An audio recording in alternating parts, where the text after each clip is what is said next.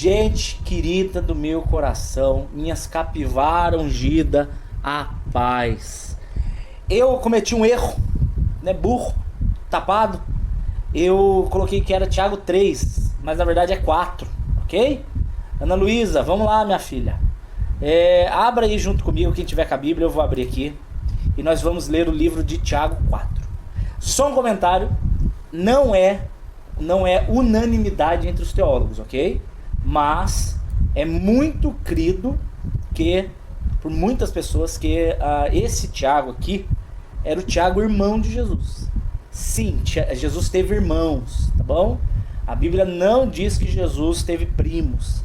Maria não continuou virgem depois do nascimento de Jesus. Primeiro, porque a Bíblia diz que ela não teve relações até o menino nascer. E segundo, porque Maria fazer sexo com José não a torna menos crente. Não a torna uma mulher impura por fazer sexo com o marido. Essa mentalidade é antiga. Isso aí é um catolicismo antigo, que cria que o sexo era somente para a procriação e não para prazer do casal.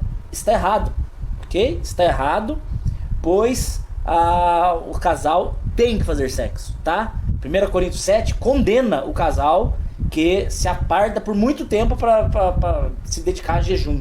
O que eu nunca vi alguém fazer jejum de sexo, né? Você vai ver, por exemplo, o livro de Cantares, falar várias vezes sobre a preciosidade do sexo do casal, o prazer que é o sexo entre o casal. Então não acho que o fato de Maria não ser virgem diminui ela como uma mulher de Deus. Não tem nada a ver, absolutamente nada a ver com uma coisa com a outra, tá? Então, mude um pouco essa sua mente religiosa. Seja você católico ou evangélico, está na hora de conhecer as escrituras, ok? Eu sei que desprender de religião, de tradição, é muito difícil, mas o Espírito Santo traz liberdade até nisso. Então, isso sendo dito, só a curiosidade, né, que Tiago aqui pode ser muito provavelmente um dos irmãos de Jesus que só vieram a crer nele depois que ele morreu. Olha que interessante. Enquanto Jesus estava antes, né, dos 30 anos, ele era uma pessoa normal. Os irmãos mesmo não viam nada de especial nele. E no ministério dele não criam nele. Eles só foram crer em Jesus depois que Jesus ressuscitou e foi arrebatado aos ares. Aí eles vieram a crer, aonde esse Tiago, muito provavelmente é irmão dele. Mas vamos lá, porque tem gente que discorda, isso não vai mudar nada. Verso 1. De onde vêm as guerras e pelejas entre vocês? Deixa eu pôr na NVT, que fica mais gostosinho de ler. É uma linguagem mais fácil e é uma tradução boa. De onde vêm as discussões e brigas em seu meio? Acaso não procedem dos prazeres que guerreiam dentro de vocês? Olha só o primeiro ensino. Não aceite ser uma pessoa dominada pelos seus sentimentos. Olha o que eu estou falando. Nós sabemos que ser cristão não significa ser perfeito. Ser cristão não significa ser infalível. Não, só Jesus é infalível. Mas nós não podemos, como cristãos, como seguidores de Jesus, termos aquela mentalidade de Gabriela. Sabe o que é a mentalidade de Gabriela? Eu cresci assim, eu nasci assim, eu cresci assim. Gabriela, já viu essa música? Eu nasci assim, eu cresci assim. A pessoa, ela tem dificuldade em assumir os seus erros e preguiça ou covardia para encarar os seus erros e mudar. Jesus, ele é poderoso para mudar até personalidade, se necessário for. Ele muda caráter, ele muda posturas e ele muda, se necessário, até personalidades. Então você é briguento, você não precisa ser mais. Você é irado, você não precisa ser mais. Você é muito tarado, você não precisa ser mais. Em Jesus existe a possibilidade de ser transformado. Mas tudo parte de um princípio muito básico: desejo pessoal, interesse pessoal. Então você não tem que basear a sua postura em acordo com os outros. Então, por exemplo, Elinéia tá chata comigo, isso não me dá direito de ser chato. É isso que ele tá falando, ó. De onde que vem as discussões? Não é dos prazeres internos? Em outras palavras, se ela briga comigo, o meu prazer interno vai ser engolir a minha humildade, vomitar o meu orgulho e brigar de volta.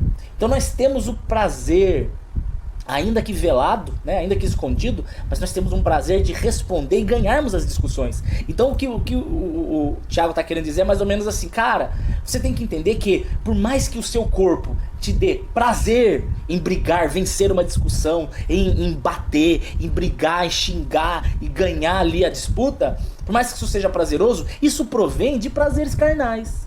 Você e eu, nós temos que querer buscar sermos senhores dos nossos próprios sentimentos e não escravos dos mesmos. Tá entendendo? Ah, pastor, mas eu não consigo. Eu também não. Mas não é por isso que eu vou desistir, não é por isso que eu não vou tentar, não é por isso que eu vou buscar Jesus diariamente, para quanto mais cheio dele, mais o coração mais cheio dele, mais o meu caráter manifesta o fruto do Espírito. E o fruto do Espírito nada mais é que o caráter de Cristo. Então quando eu manifesto o fruto do Espírito, eu estou manifestando o caráter de Cristo. Então eu não estou agindo como a minha carne gostaria. Isso é ser senhor dos seus sentimentos. E é interessante, eu vou bater isso muitas vezes com vocês, muitas e muitas vezes. Amar o próximo não é mais como a si mesmo. Isso é velha aliança. A velha aliança dizia que nós temos que amar o próximo como a nós mesmos. A nova aliança, e essa aliança é a aliança na qual estamos inseridos, ela diz que nós temos que amar o próximo como Jesus nos amou. Pergunto para você, é possível Jesus acordar um dia triste, cansado, mal-humorado e não querer te amar? Isso não existe. Essa possibilidade não existe. Então não importa o que você tenha feito para Jesus. Jesus, ele vai te perdoar e te aceitar se no seu coração houver arrependimento. Esse amor que Jesus teve por mim é exatamente o mesmo que ele espera que eu tenha pelo próximo. Então, por mais que o meu desejo não seja fazer isso, eu faço não por desejos, mas eu faço por obediência. Ser manso é abrir mão dos desejos e fazer aquilo que o Senhor manda fazer, ainda que você tenha todo o direito. Não é interessante? Agir como Jesus agiu. Esse é o foco. Não porque as pessoas merecem, não porque as pessoas estão fazendo algo para colher do meu amor, não é por isso, mas é porque o meu coração agora é dele e o meu coração tem que fazer o que ele manda. É impossível? Humanamente sim, mas cheio do Espírito é perfeitamente possível. Verso 2: querem o que tem. Aliás, desculpa, estou analfabeto. Querem o que não tem. Aqui agora ele está falando sobre cobiça. Quando as pessoas brigam, por quê? Porque elas querem o que elas não têm e até matam para consegui-lo. Eita, flor de lis! Querem o que não têm e até matam para conseguir. Lembrando que esse matar não necessariamente é um assassinato, né? Literalmente falando. Jesus, ele trata o ódio como assassinato. Ele diz que na velha aliança dizia: não matarás. Eu, porém, vos digo. Se você olhar para um irmão e no seu coração você nutrir ódio por ele, você está cometendo assassinato, você está sendo assassino. Então o que é interessante é que, como que eu resolvo para não ter ódio da pessoa? Como é que eu faço para não ter ódio? A pessoa me faz mal. Muito interessante, começa a orar por ela. Começa a orar para Deus transformar a vida dela, porque enquanto você ora por ela, Deus transforma o teu coração. É impressionante o poder de transformação pessoal causado pela oração. A gente acha, muitas vezes, que orar é pedir. Oração é o momento de pedir as coisas para Deus. Oração é o momento em que você espiritualmente senta no colo de Deus e você está tendo ali uma intimidade com Ele, e nessa intimidade as mãos de Deus vêm e moldam o teu coração. Ele arranca ansiedade, ele arranca nervosismo, ele arranca ódio, ele arranca preguiça, ele arranca vergonha, ele arranca ansiedades e nervosismos e tudo, ele vai arrancando, cara. Durante a oração nós somos transformados. Nós não oramos para sermos transformados, nós não oramos para o milagre acontecer, mas enquanto eu estou orando, Deus está agindo. Enquanto eu estou orando, Deus está fazendo. Dani, então você está dizendo que a ação de Deus é consequência da oração? Não, mas você ora quando você confessa a sua dependência. Enquanto você está confessando a sua dependência, então você está confessando que Deus pode agir. Você está, não é permitindo, mas você está abrindo mão do seu controle. E se tem uma coisa que Deus rejeita, nós vamos ler já já, é o soberbo. O soberbo é aquele que acha que consegue. Então a oração é uma declaração de incapacidade.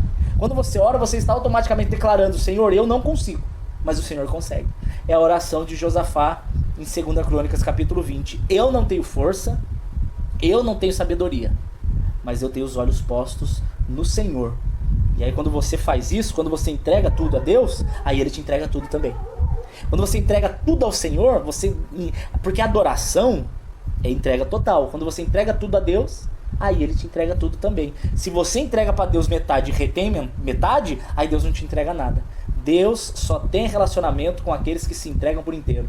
Se o jeito de Jesus me amar foi se entregar por inteiro, nada mais justo de que eu me entregue também. É assim que eu vejo.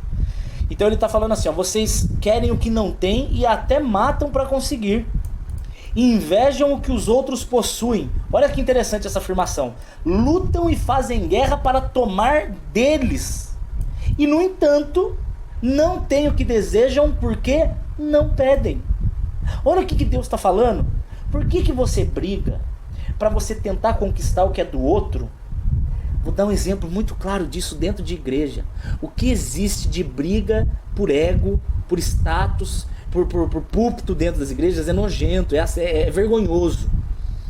Você não precisa brigar, falar mal, armar toda uma arapuca ali, uma armadilha para fazer a pessoa cair, para que você conquiste algo. Você não precisa passar por cima de ninguém, você não precisa derrubar ninguém. O que é seu, olha aqui o que Deus está falando. No entanto, você não tem o que você deseja porque você não pede. Em outras palavras, Deus está dizendo assim, ó: você não precisa invejar o que é do outro, porque o que é seu, clama a mim e responder-te-ei. Então você não pode entender que esse texto está dizendo sobre uma certa vida de petição, no sentido, eu peço e Deus faz. Não é isso que ele está falando. Mas o ato de pedir demonstra uma vida de dependência. É aqui que está o caso. Quem pede é quem tem dependência. Existe o filho que é pidão, existe o filho que tem intimidade com Deus e sabe pedir. É diferente. Deus, ele reconhece a diferença de coração. Porque olha só o que ele fala aqui no verso 3. Quando vocês pedem, vocês não recebem, pois pedem por motivos errados. Pedem apenas o que lhes dá prazer pessoal. Então o que é interessante é que Deus, ele não está criticando o pedir.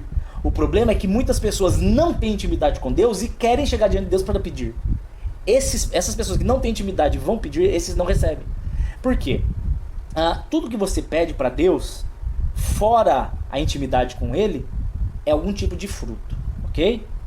Um casamento, um carro, um emprego, uma cura, uma bênção, uma resposta, tudo isso é uma consequência externa de algo interno, que é a intimidade com Deus. Compare uma árvore, uma macieira. Eu não gosto muito de maçã. Jabuticaba, eu amo jabuticaba. Eu fico pedindo jabuticabas para Deus. As jabuticabas são os frutos. Os jabuticabas são as bênçãos, tanto materiais quanto espirituais também.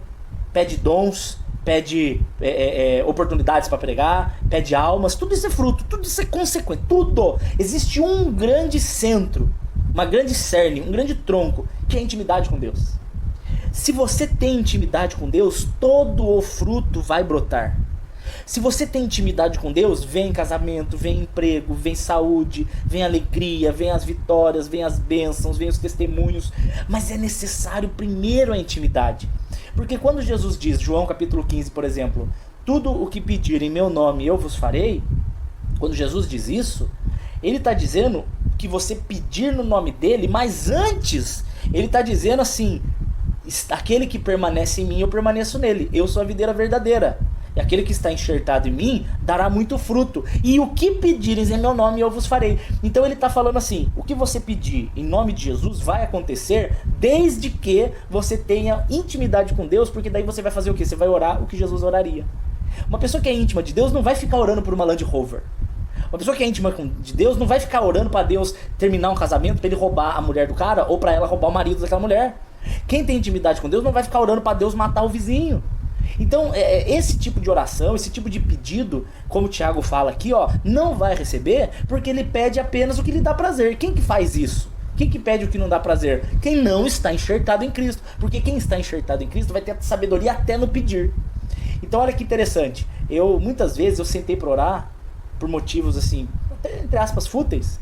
Mas Deus também quer ouvir os pedidos fúteis, tá? E às vezes eu começo a orar por uma necessidade tal. Vou dar um exemplo. Meu celular tá com um problema aqui no conector. Eu preciso trocar o conector. É uma nota. Não tá carregando direito. Aí eu sento para orar. Senhor, eu preciso muito trocar o conector do celular. Porque eu uso para fazer o ao vivo. Porque eu uso para isso e tal. Aí, de repente, eu começo a lembrar de pessoas. Senhor, então me ajuda fulano. Pai, cuida do fulano. Eu vejo que aquela minha oração, ela é tão superficial. É por algo tão simples. Que o Espírito de Deus, ele me leva a sair daquela oração, entre aspas, egoísta. E aí ele me leva a falar coisas muito mais importantes dentro do reino de Deus. Mas ele ouviu aquela primeira oração. Agora eu não fico nela, eu não fico preso nas petições, eu não fico preso nas coisas egoístas. Eu até começo com pedidos superficiais, mas o Espírito de Deus te leva a coisas muito mais sérias. Senhor, me dá revelação, intimidade, me dá ousadia, Pai, me dá almas, Senhor, me dá almas. Eu não consigo ficar tranquilo se eu não pregar no dia. Hoje foi uma delícia, hoje eu fui na academia, fui testar a mão, graças a Deus tá tudo bem. Doeu um pouquinho, mas eu consegui fazer um exercício. E aí comecei a conversar com um rapazinho lá, e ele falou assim pra mim, ô Daniel, interessante, que ele tava fazendo exercício. Aí eu falei, posso revezar com você? Ele falou, pode. Aí nisso que ele terminou, ele ficou parado, olhando pro nada. Aí eu vim e falei, você já terminou? Terminou? Aí ele olhou pra mim e falou assim, desculpa, cara. Às vezes eu fico pensando na vida, eu fico meio preocupado. Na hora eu virei e falei assim, mano, você tá preocupado porque você ainda não entregou pra Jesus, né? Você conhece Jesus de verdade? Aí ele olhou e falou pra mim, não conheço. Cara, esse tipo de experiências, a conversa depois que eu tive com ele, eu não posso relatar porque teve coisas muito particulares do menino. Mas essa conversa, cara, vale mais do que 1000 vezes mais do que ficar orando por conector de celular. Então esse tipo de pedido é pedido maduro, é isso que Deus espera, esse interesse maduro. Aí olha o que ele fala no verso 4, adúlteros. Ele não está falando necessariamente aqui da traição, homem e mulher. O que ele está falando aqui é da traição dele, trair ele. Ele fala assim, vocês são adúlteros, quando vocês não percebem que a amizade com o mundo os torna inimigos de Deus. Que mundo é isso aqui? O que ele quer dizer aqui com mundo? Ele quer dizer o sistema dentro do qual estamos inseridos. Um sistema que está cada vez mais apartado do Senhor. Um sistema da sexualidade imoral, um sistema dos valores deturpados, um sistema da ostentação, um sistema do desejo físico, desejo de poder, o desejo de fama. Esse tipo de desejos e interesses carnais, terrenos, passageiros e superficiais, isso é o mundo. Isso é o que a Bíblia trata como mundo. O sistema do anticristo. Então ele fala, vocês não percebem que quando vocês querem ficar amigos do mundo, vocês se tornam inimigos de Deus? Um exemplo, eu tô cansado de ver mulher que tira foto mostrando o traseiro e coloca lá, Deus está comigo. Cara, se Deus está com você, você não vai postar uma foto da sua bunda de biquíni. Se Deus está contigo, você não vai querer comprar um carro de 200 mil reais só para mostrar para os outros. Se Deus está contigo, você não vai ir para a igreja só para você ser servido e não você ir numa igreja para conhecer irmãos e ver como é que você soma na vida deles. Então, todo tipo de interesse egoísta e carnal, quando nós abrimos quando abrimos mão dos nossos valores celestiais para agradar esses nossos desejos, nós estamos nos tornando amigo de Deus, inimigo de Deus e amigo do mundo. Então é interessante que a amizade com o mundo ela é viciante. Quando você começa a ser aplaudido, quando você começa a ser aceito, quando você começa a ser o popular, pelas coisas erradas que você faz, você vicia. Eu me lembro que uma vez na fábrica, os caras estavam sentados e contando experiências sexuais incríveis. E eu já estava na igreja. E eu tive muita dificuldade em ser aceito no meio lá dos funcionários, porque tinha muito poucos crentes, muito poucos homens de Jesus ali. E aí eu vi que eles estavam contando aventuras sexuais ali, e um contava e dava risada. E aí eu, idiota, sentado à mesa com eles, para ser aceito, eu acabei contando coisas antigas, da vida antiga. E eles começaram a rir, dar risada, e eu me senti aceito por aquele grupo, e eu comecei a ter prazer em contar as coisas erradas. Naquele momento eu percebi, eu ouvi a voz de Deus falando: adúltero, você está buscando amizade com as coisas do mundo, isso te torna meu inimigo. Repito, olha só o texto, verso 4: se desejam ser amigos do mundo, tornam-se inimigos de Deus. Cara, infelizmente ou felizmente, né?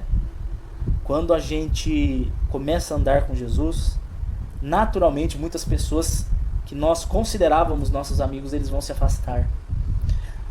Deus ele não tem prazer em que você seja maltratado, não é isso.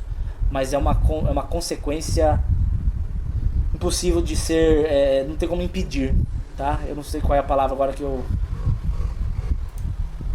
Eita, caiu a internet. Como assim?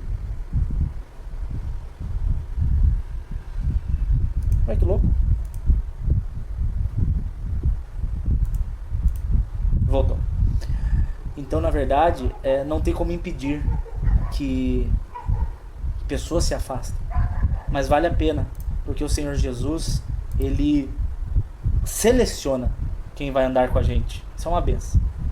Voltando aqui pro texto, que eu acabei fechando sem querer. Verso 5. O que vocês acham que a Escritura quer dizer quando afirma que o Espírito colocado por Deus em nós tem ciúmes? Cara, olha que interessante. Eu fui olhar no original. Quer ver, ó? Tiago 4, Bíblia português.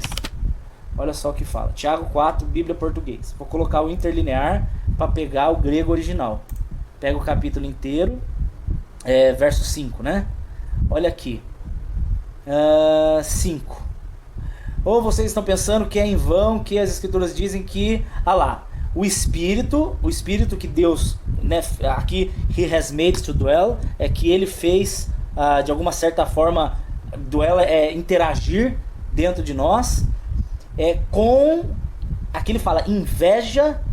Yearns é sofrimento, é um sofrimento. Ele sofre com um sentimento de inveja, mas não é inveja. Aqui a tradução muito, muito correta. Vamos ver aqui o Strong 5355.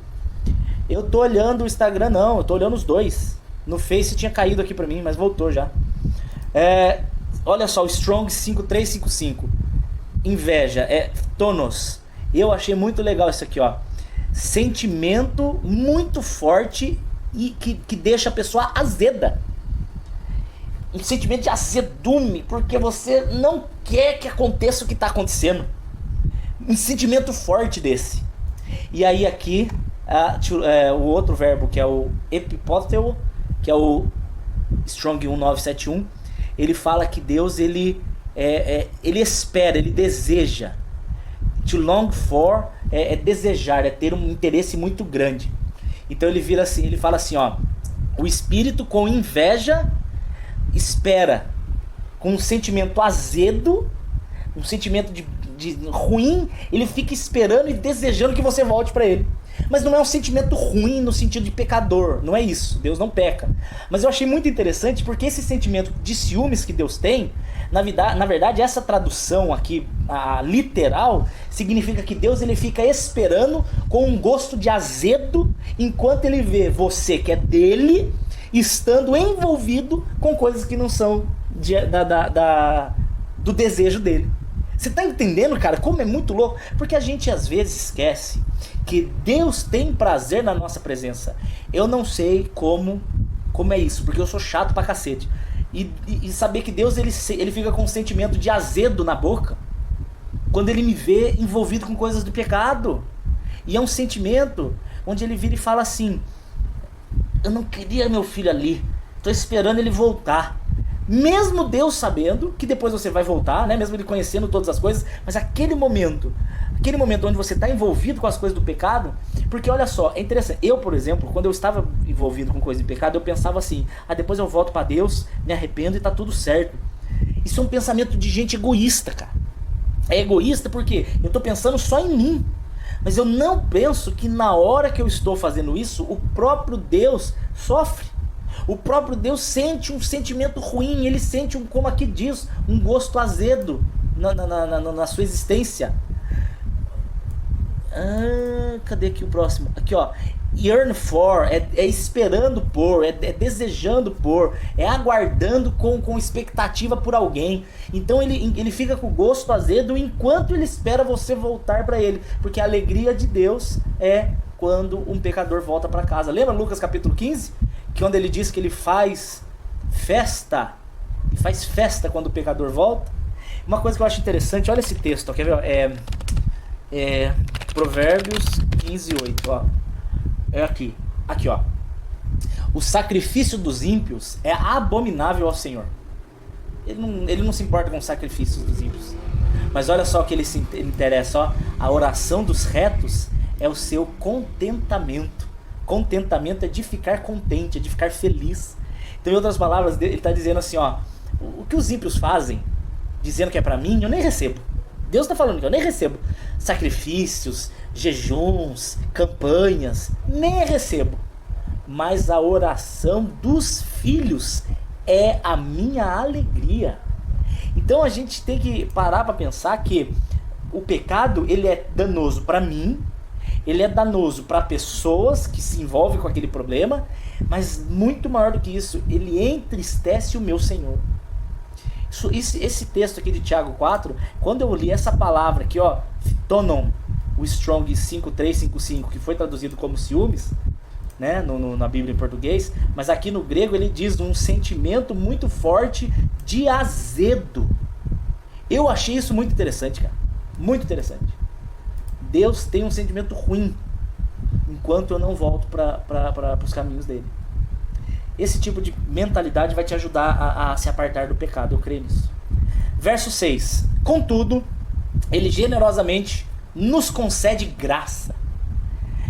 Como diz as Escrituras, Deus se opõe aos orgulhosos, mas dá graças aos humildes. Olha que interessante, por que ele está falando aqui? Qual é o foco dessa graça? A graça da misericórdia. Porque, olha a construção, ele está falando assim, ó, vocês brigam uns com os outros, vocês ficam invejando o que vocês não têm, sendo que se vocês pedirem, tendo intimidade, eu vou te dar o que é de vocês. O plano que eu tenho para vocês vai se cumprir. Não precisa ficar tendo raiva do outro. Aí ele fala assim, o pior é que você fica pedindo e não recebe porque está pedindo mal. Para de ser adúltero, para de ter amizade com as coisas do mundo e volta a ser meu amigo. Por quê? Porque enquanto vocês estão apartados, eu fico com saudades. Eu fico com um sentimento de azedo nos lábios, esperando vocês voltarem. Aí ele fala assim, no entanto, ele concede graça, generosamente.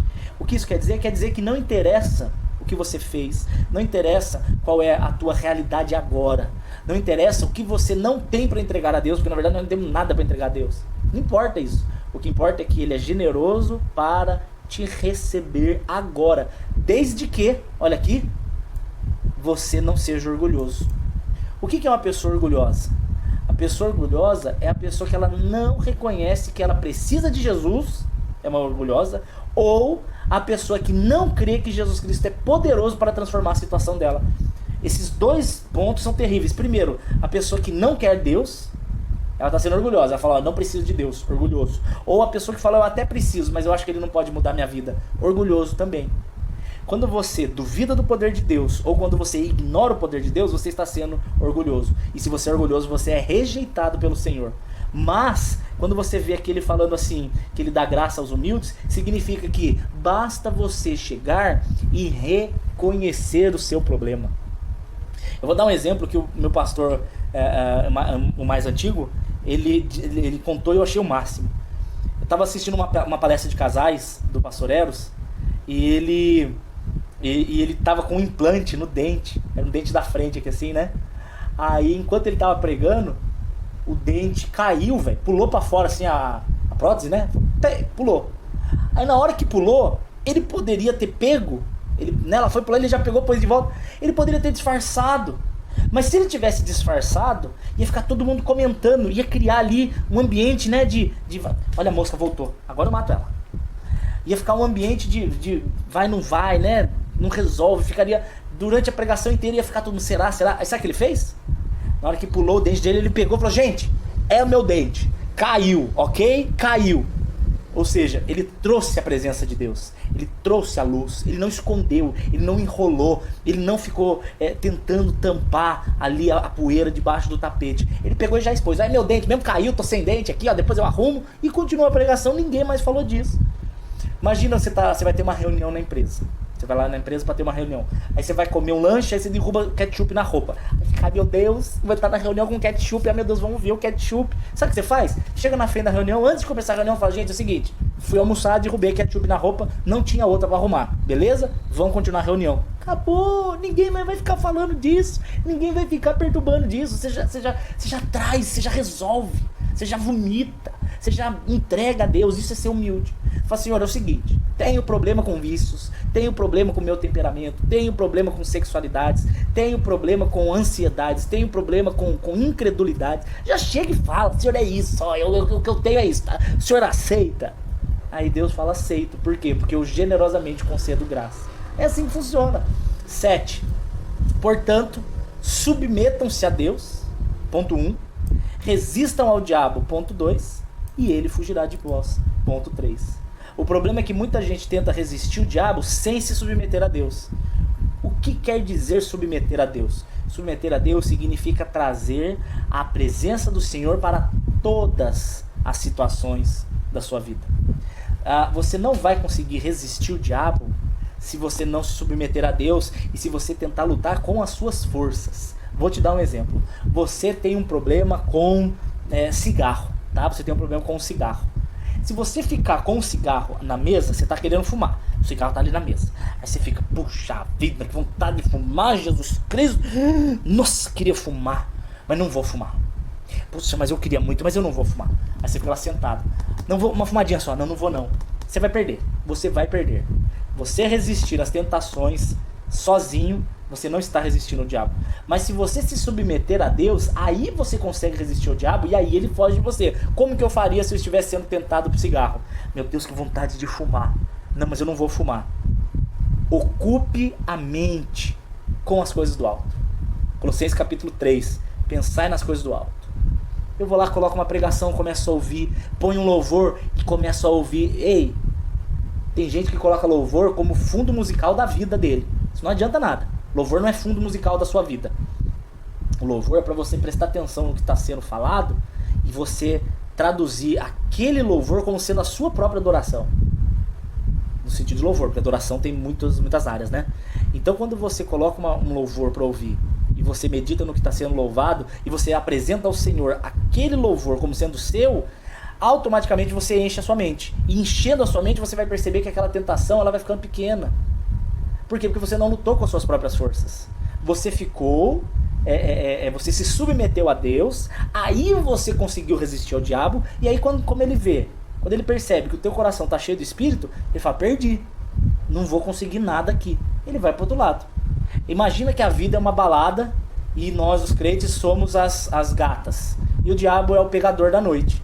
Quando ele chega na menina e ele vê que a menina já é compromissada e que ela é apaixonada pelo marido, ele vai ver que não tem chance, ele vai embora, ele nem vai ficar tentando cantar ela. O problema é quando ele chega e ele percebe que a menina deu uma olhadinha. E ele percebe que ela ficou interessadinha. E ele percebe que ela largou do marido. Aí o diabo vai insistir e vai ter o adultério. Exatamente essa figura com Deus. Quando o diabo chega diante de você e você agarra em Jesus, ele não tem como chegar. Ele não interfere na intimidade de vocês dois.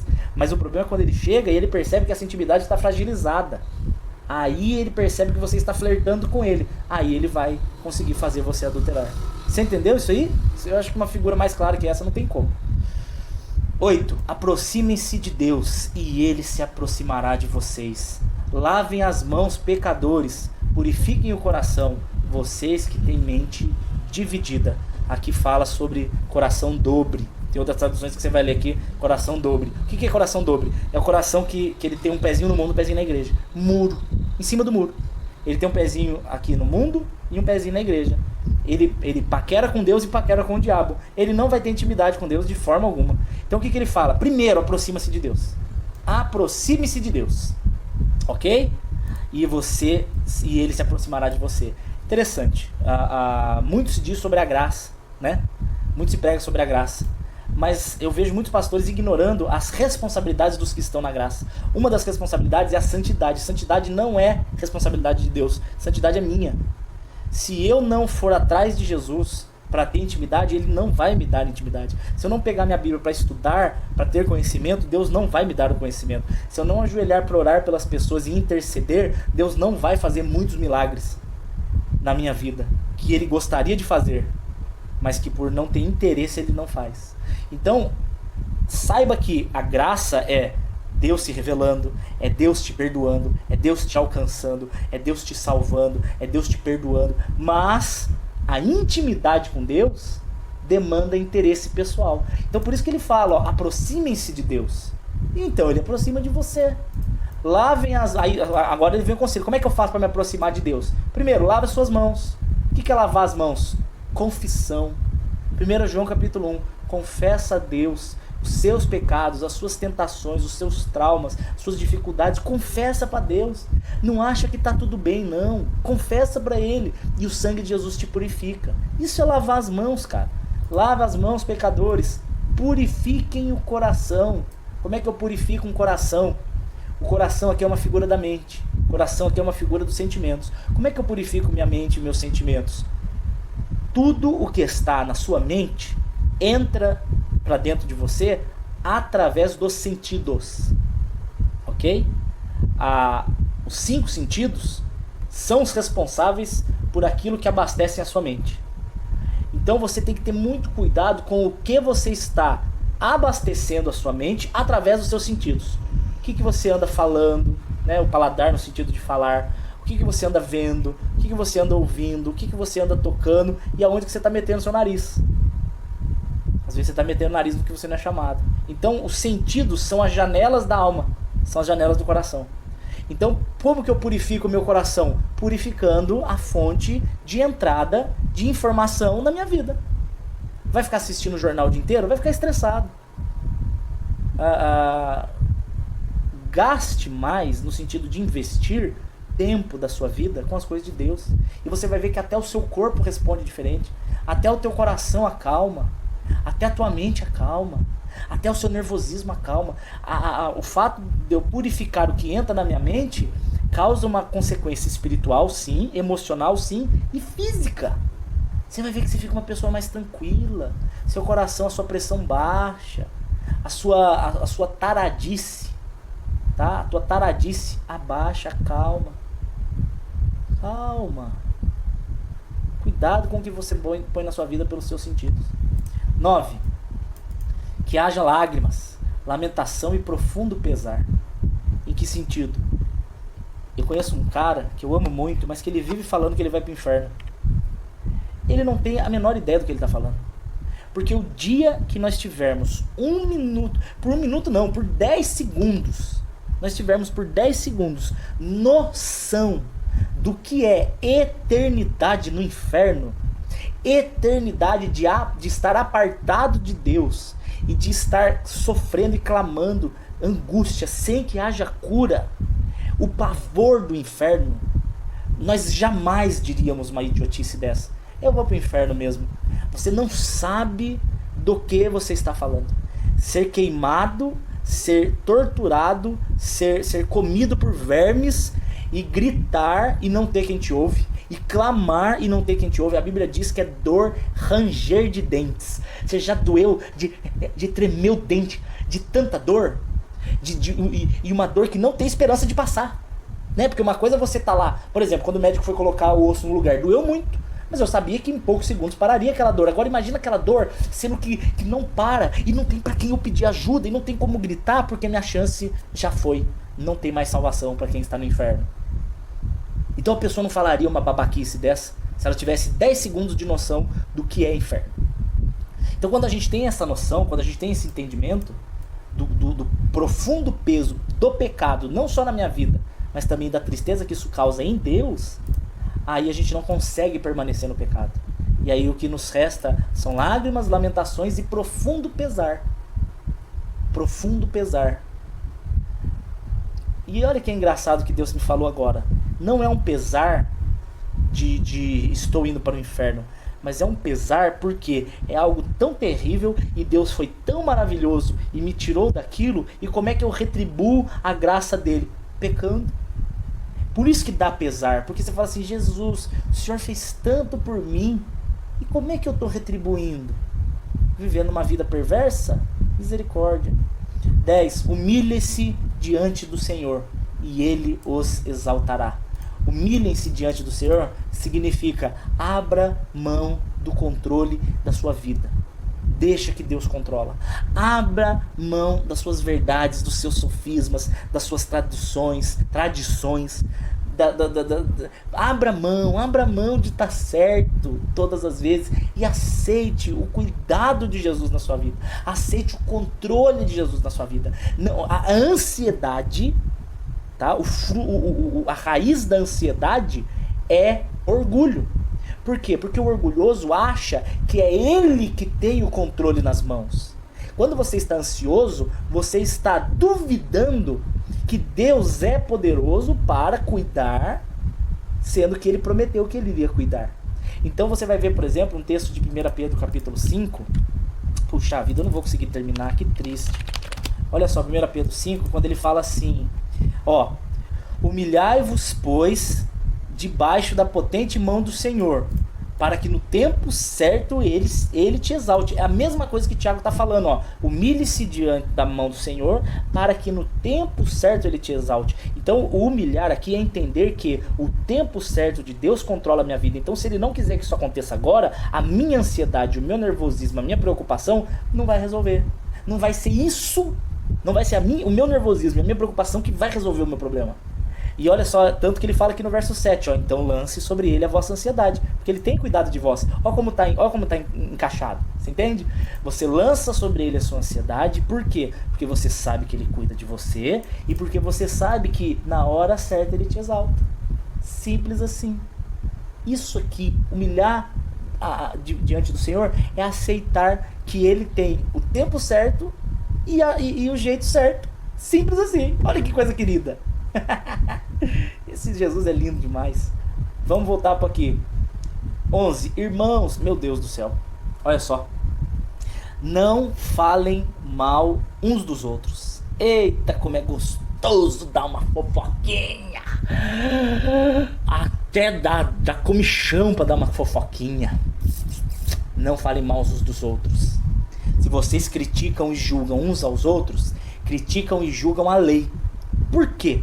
Porque a lei deu um só juiz. Agora eu quero dar uma explicação profunda aqui. Julgar, que ele está falando aqui, é julgar condenatoriamente. Julgar de forma condenatória. É julgar condenando, dizendo a pessoa vai pro inferno, a pessoa não tem salvação, a pessoa não vale nada, esse cara é um merda mesmo, esse cara tá lascado mesmo. Nesse sentido. Porque a mesma palavra diz que nós devemos julgar, porém, segundo a reta doutrina. Então, o que é o julgar segundo a reta doutrina que Jesus fala? Se eu não me engano, é João 7. É João 7. Em Mateus 7 diz: não julgueis hipocritamente. Ou seja, você critica a pessoa que você faz a mesma coisa que ela. Isso é hipocrisia. Nesse sentido, não julgueis. Mas o João 7 diz: julgai segundo a reta doutrina. Como? Se você olhar Ezequiel 33, ele vai falar sobre uma das funções dos irmãos, que é sermos atalaia na vida dos outros. O que é atalaia? Atalaia é o soldado que ficava no alto do templo. Ele ficava no alto do templo e ele tocava uma corneta quando tivesse um exército inimigo atacando. Então ele tinha que avisar que tinha um inimigo chegando. Ele tocava a corneta. Quando que eu sou atalaia na vida do meu irmão? Quando eu analiso que a postura dele está errada. Então eu estou julgando que o que ele está fazendo é errado. Esse tipo de julgamento é uma ordem de Deus. Esse julgamento é chamado de exortação. Então eu chego para ele e falo: amado, o que você está fazendo está errado. Se ele te ouvir, ganhaste o irmão. Mas se ele te ignorar, lave as suas mãos, porque você avisou. Então nesse sentido aqui do texto de Tiago capítulo 4, é o julgamento condenatório. Isso não é uma responsabilidade sua. Só existe um juiz que sabe quem vai ser salvo ou não. Quando você fala pra uma pessoa: isso aí não tem jeito, isso aí não tem jeito, isso aí desiste, não tem jeito. Ô tapado, se teve jeito pra você, por que não vai ter pro outro? Sabe qual que é o pior tipo de julgamento? O julgamento de si mesmo. É lamentável uma pessoa que olha para a própria vida e diz: ah, Deus não pode fazer nada pela minha vida. Pode, mas você precisa crer, porque sem fé é impossível agradar a Deus. Como que Deus vai começar um processo na sua vida se você não crer no processo de Deus na sua vida? Por isso que o único pecado sem capacidade ou possibilidade de perdão é a blasfêmia contra o Espírito. Porque a blasfêmia contra o Espírito é a incredulidade. Em outras palavras, se você duvidar que Deus pode perdoar e mudar a sua vida, você está dizendo que ele é mentiroso. Então você está blasfemando contra o Espírito Santo. E por isso não tem perdão contra a sua vida, na sua vida. Porque enquanto você duvidar que Jesus é quem ele diz, que o Espírito Santo é quem ele diz e que Deus é quem ele diz, como que você será perdoado? Então a blasfêmia contra o Espírito Santo é a incredulidade. Então quando você é juiz de si mesmo, dizendo não tem salvação para mim, você está cometendo blasfêmia contra o Espírito Santo. Você está sendo blasfemo da sua própria vida. Olha que loucura. Olha só o verso 12. Somente aquele que deu a lei é juiz. Somente ele tem o poder de condenar ou destruir, de salvar ou fazer morrer. Portanto, que direito tem vocês de julgar o próximo? Lembrando de novo que esse aqui é o julgamento de condenação, não de exortação. 13. Prestem atenção, vocês que dizem: hoje ou amanhã iremos a determinada cidade e ficaremos lá um ano, negociaremos e teremos lucro. Olha só o que ele fala no verso 14. Como é que você sabe qual vai ser sua vida amanhã? Como é que você pode dizer que amanhã você vai em tal lugar, que você vai comprar, vender? Quem disse? O que devemos dizer é: se o Senhor quiser, viveremos e faremos isso ou aquilo. Em outras palavras, ele está dizendo que se você disser que você vai fazer isso, isso e aquilo, sem querer saber o que Deus quer, você está sendo orgulhoso e soberbo. Porém, quando você diz: Senhor, se for da sua vontade, eu quero fazer isso, isso, isso, você está sendo muito inteligente, porque você está declarando sua dependência, você está invocando a presença do Senhor, você está entregando seus planos na mão dele. E sabe o que Deus faz quando você entrega os planos na mão dele? Ele vai polir, né? Polir é podar, para que dê mais fruto, ou ele vai cortar fora porque não é a vontade dele. Quando Deus fecha uma porta depois que você ora, você tem que fazer festa. Se você orar por algum motivo e Deus fechar a porta naquele motivo, faça festa, porque Deus tem o poder de ver o porvir, e o porvir ele percebeu que é ruim, por isso ele fechou. Agora, se você não ora, você vai planejar algo, você vai conseguir fazer e vai dar tudo errado. E aí você vai voltar para Deus chorando: Senhor, arruma a minha vida, sendo que você podia ter orado antes e ele já tinha te poupado de tantas dores. Aí ó, se você não faz isso, né, entregar na mão de Deus, verso 16, você está se orgulhando dos seus próprios planos pretensiosos. E presunção como essa é maligna. Por que é maligna? Porque te faz crer e entender que são os seus próprios poderes, sua própria força e sabedoria que te fazem colher. Olha que interessante, tudo que você for fazer, ore. Sabe por quê? Se der certo, você vai dar glórias a Deus. E se der errado, você vai saber que foi Deus que impediu, para te poupar. Ora antes de tudo. Entrega a Deus tudo, para que ele te entregue arrumado, ao invés de dar tudo errado e você ter que orar para ele consertar. 17. Lembrem-se, é pecado saber o que deve ser feito e não fazer. Em outras palavras, aquele que sabe que deve fazer algo que é bom, fazer o bem, e não faz, está pecando. Quero terminar aqui dizendo para vocês uma frase: não resista à voz do Espírito. Se o Espírito Santo te mandar fazer algo, faz. Ah, mas eu não tenho condição, ele vai dar. Ah, mas eu não tenho capacidade, ele vai dar. Ah, mas eu tenho vergonha, vai com vergonha mesmo. Jesus chamou a gente para ser sem vergonha gospel, ok? Vai, porque se é do Espírito, ele vai te dar todo tipo de condição. Se Deus falar para você fazer algo, faça. Se ele mandar você pedir perdão para alguém, peça. Se ele pedir para você orar para alguém, vai. Se ele pedir para você abraçar alguém que não merece, abraça. Se ele pedir para você abençoar a vida de alguém, abençoa. Se ele pedir para você corrigir alguém, corrija. Não resista à voz do Espírito, porque se você resistir, você está desobedecendo e você está deixando de colher grandes experiências que Deus iria trazer para a sua vida. Amém? Essa era a palavra de hoje. Lemos o capítulo 4 de Tiago. Essa foi uma pregação expositiva. Se você achou que foi bênção, você tem que me ajudar inscrevendo no canal, marcando essas pessoas, copia o link, manda no WhatsApp. Esse ministério não é meu não, viu? Esse ministério é nosso. Esse ministério é seu também. Aqui a gente faz, é uma família.